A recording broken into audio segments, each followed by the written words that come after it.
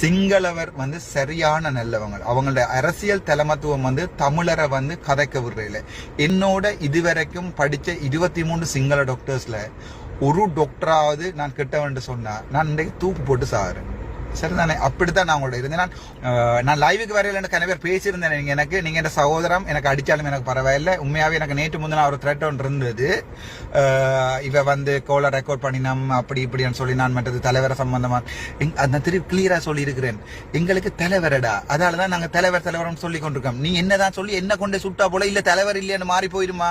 ஒவ்வொரு தமிழனும் சொல்லி தாண்டா சாவன். நீங்க சுழிக்கல, நீங்க முழுக்க ஜாழ்ப்பாணம் ஃபுல்லா சுட்டாலும் அவங்க சொல்லித்தான் சாவாங்க. அதுல ஒண்ணும் செய்யலாது. அதே நேரம் நேற்று திருப்பியும் நான் நவேட்ட கேட்டிருக்கேன், எங்களுக்கு தலைவர் நீங்க என்ன அடிச்சாலும் தலைவன் சொல்லுவான். எனக்கு என்ன சந்தோஷம் என்றால் எங்களோட அரசியல் புள்ளியல் எல்லாம் சாவச்சேரியை பார்க்க தொடங்கிடணும். அதால இவன் சுமந்திரன் ஐயா, விக்னேஸ்வரன் ஐயா எனக்கு தெரிஞ்சு எனக்கு உண்மையாவே